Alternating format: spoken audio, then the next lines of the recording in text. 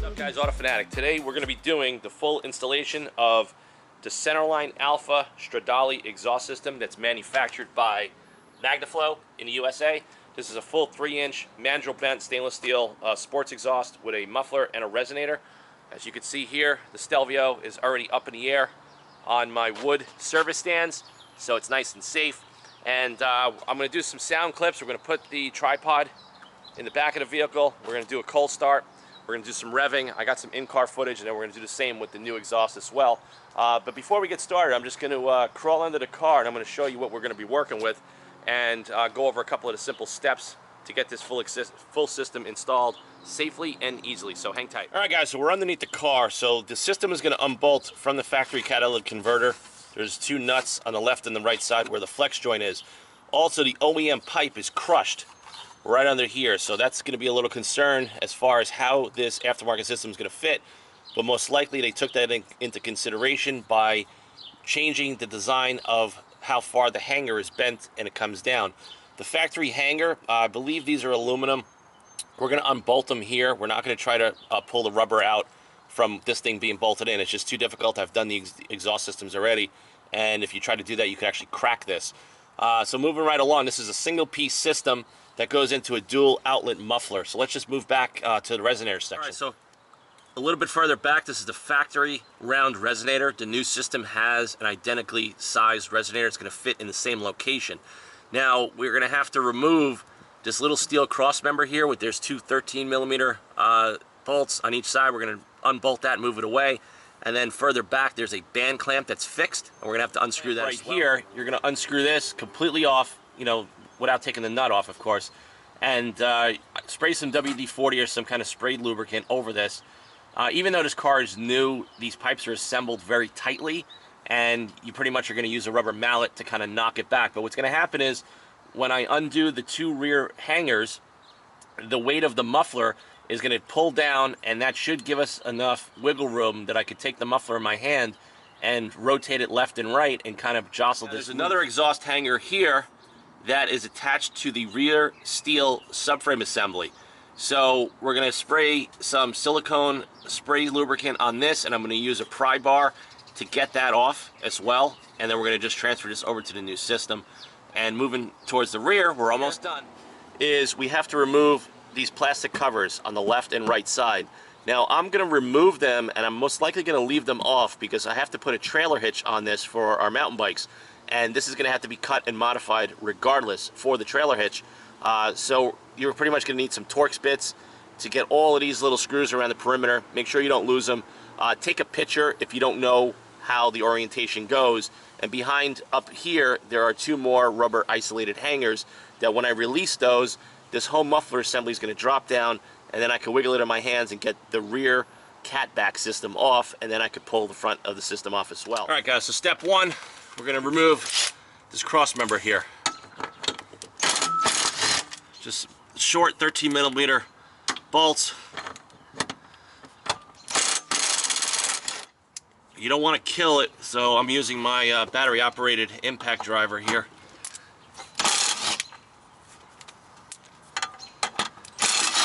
Okay, so that's off. You're going to want to put the hardware to the side with the brace. You don't want to kick it around. The car is totally safe, and I'm on a creeper, so there's plenty of room for me to go in and out and under here, which is awesome. That's why I love the wood safety stands, work stands that I've been using for well over 15 years, and they just make my life a lot easier than using conventional jack stands, because when you're working with jack stands and you're trying to take out a transmission or an exhaust and you got to use your weight, a lot of times your feet are going to kick on something. And believe it or not, it happened to a friend of mine years ago growing up on a Fox Body Mustang. He was pulling the transmission out to do a clutch, and he kicked the jack out, and the car fell on him and it crushed his chest. And it wasn't good, so we had to take him to the emergency room. So I'm all about safety, and having the car up on these stands is a hell of a lot more secure and safer if you're going to kick and start doing stuff where you need your body strength. This is a 15mm socket, and we're going to loosen up the band clamp here to release some tension. Like I said, it's great when you're working with a new car where you don't have to use penetrating lubricant or any of that stuff. Okay, look, the clamp already popped itself. Now we're going to just loosen up the front exhaust hanger down by the flex pipe and catalytic converter. But we're not going to remove it yet. We just want to loosen that up and have at least 1 or 2 threads engaged on that. So you see, we have some movement here. That's what we want. Now we're going to move over to release the catalytic converter at the flex pipe, this little joint right here. So I got myself a 3/8 ratchet with a swivel, and I got an extension. So we're going to break this free. I don't want to use an impact gun on something like this. And like I said, it's a new vehicle, so everything's going to be nice and easy to get off.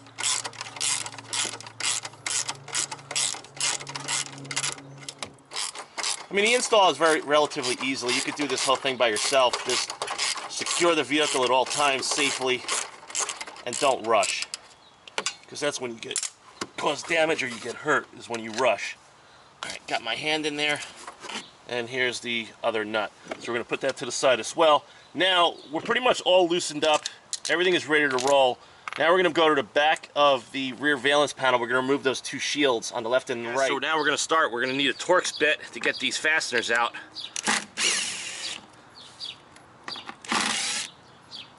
So there's Torx, and then you're going to need 1 Allen for this one here. No idea why they did that, but they just want to make your life a little bit harder.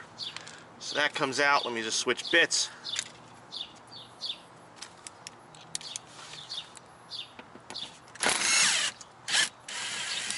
And that comes out. Make sure you put these to the side. Now, this is pretty much completely loose, but I think we got 1 more over here, and then we have a little bit of a nut on that side. This is probably going to be the most tedious part of this entire job. So we got everything loose. We just got to get that 1 nut off right now. Okay, so the last fastener is a 10mm. Right here, we're just using our 1/4-inch drive with an extension.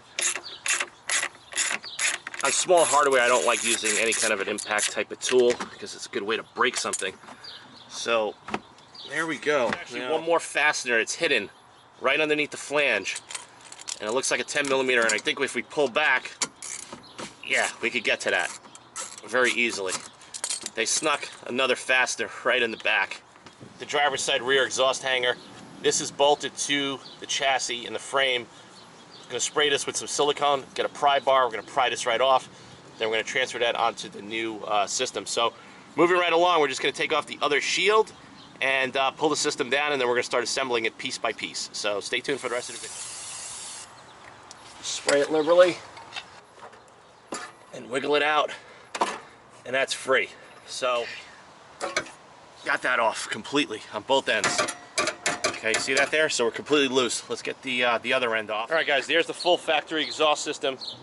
Took it off in 1 piece. So what I did is, right over here, I put a floor jack, not a floor jack, a jack stand to hold the exhaust pipe. I removed the 2 nuts completely on the front hanger. I put my hand on the flex pipe, twisted it, whole system dropped down in 1 piece. Safely, no injuries whatsoever. All right, guys, now we're going on the installation. So what I did, I took the rubber isolator off the factory front exhaust, I put it onto the new one, and I loosely put the bracket in place for the hanger. Now I lined up the flange up front, so now by having this like this, you have enough room that you could actually get that screwed in, and this is not going to fall on your head.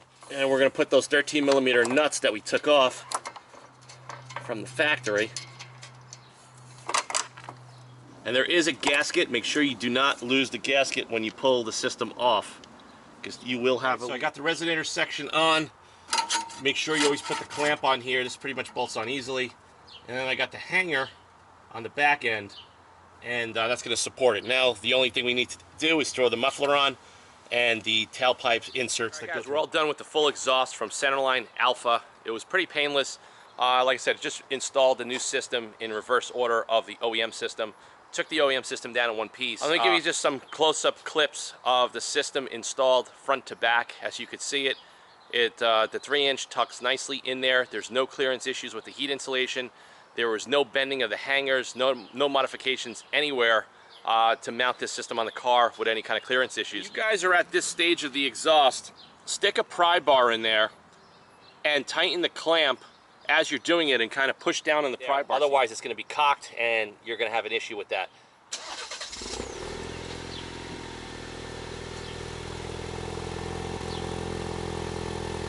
So that's the initial cold start. And I definitely hear it's definitely got a little bit more of a throatier sound, a totally different tone. The original system did not have any tone whatsoever, really. And I actually could see the exhaust flow is definitely increased versus the OEM. That's because we increased the diameter of the pipes. So we're gonna let that run for a minute or so, and then I'm gonna get in and I'm gonna rev it up, and we'll see how it sounds on camera.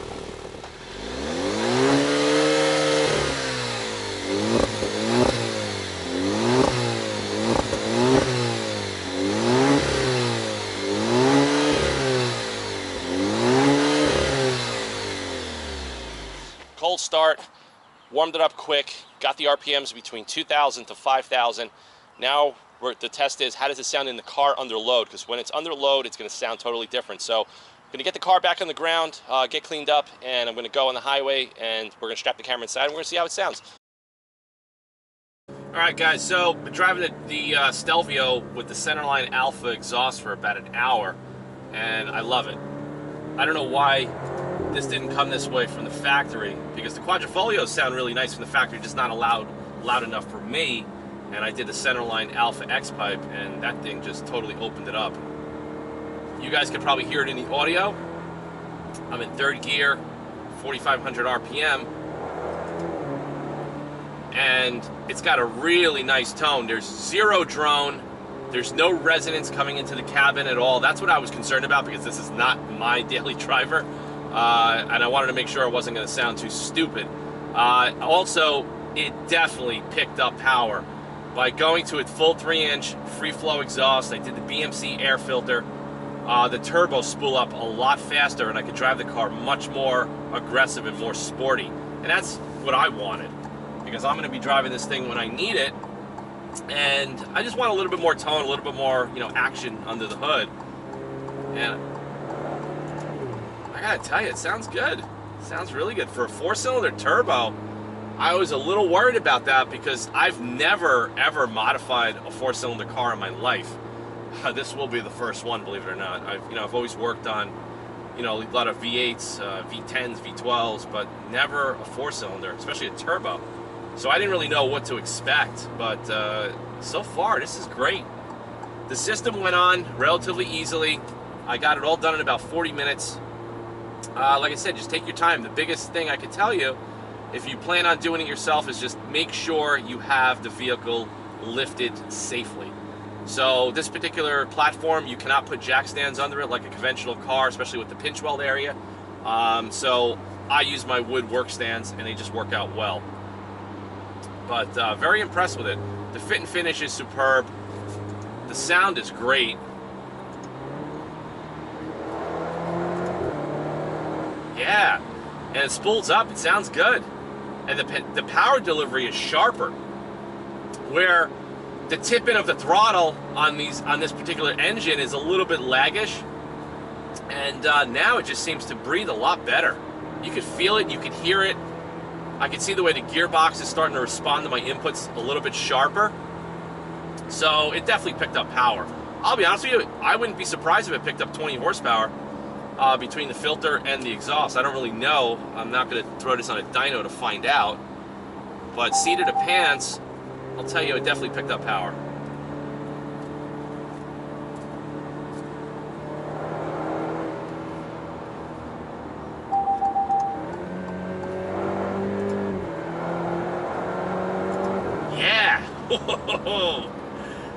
Yeah, it moves, man.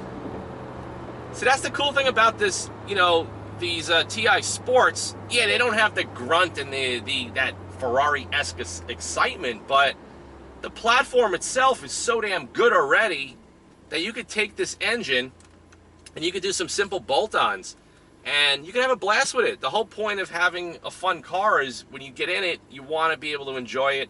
You want to have the handling, you want to have the sound, you want to have everything, respond to your inputs and not be boring. Like our Infiniti Q50's got an amazing engine.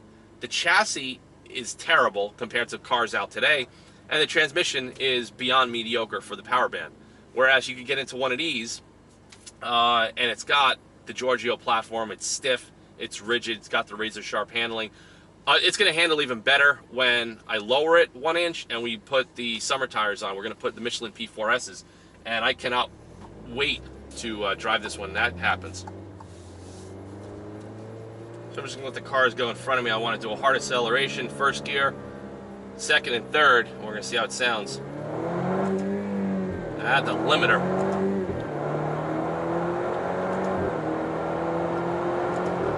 Yeah, this thing boogies. Once it gets up and going, it really moves. Now, like I said, it hits the RPM limiter so damn quickly. That's just because I'm not used to the power band in this. Oh, this sounds great. So, I'll be honest with you, the factory setup has like no sound whatsoever, and this would be the first thing that I do to it.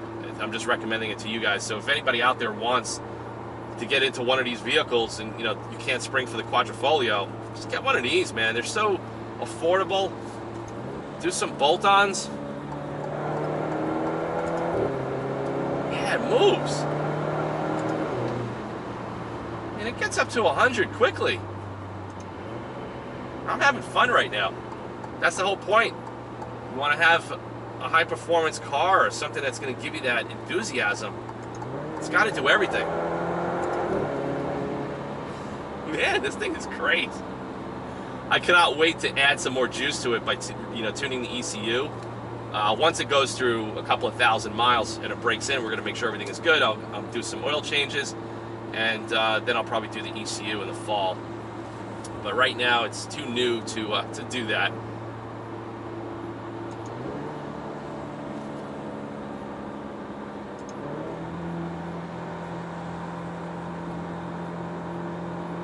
So I just want you to hear the in-cabin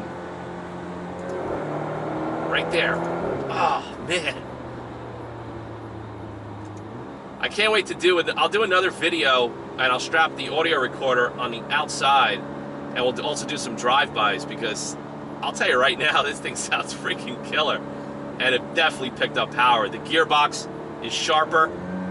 It's responding to my inputs better.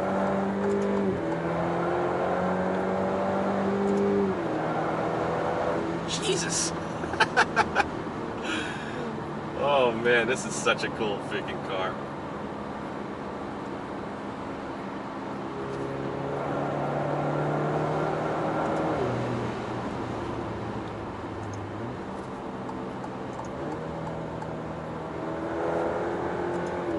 So guys, thanks for watching this video. Go to Centerline Alpha, order up one of these kits. You could also get the BMC filters, intakes. They also have a tuning package, and let them know that you saw the autofanatic video of the Centerline Alfa Stelvio TI Sport exhaust.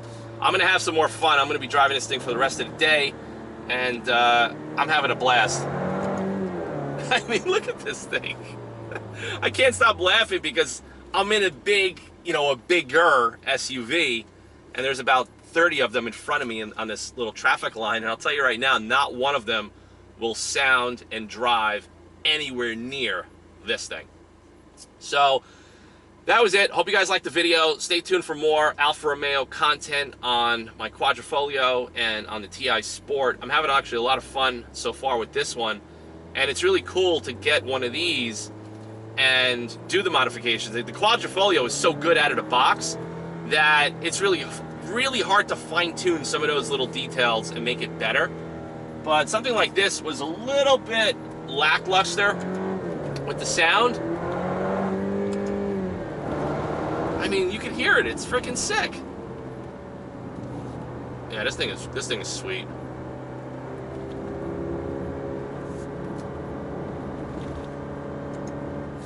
Let me put the window down.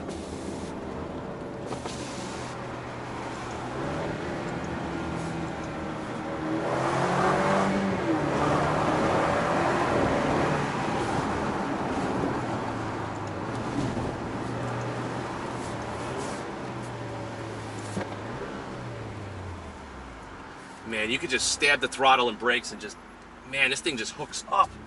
It's unbelievable how good this thing is.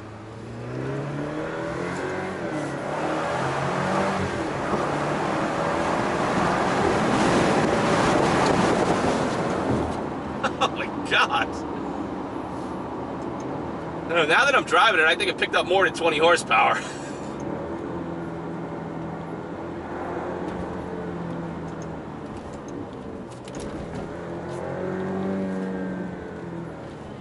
Or on the brakes. Gotta break those brakes in.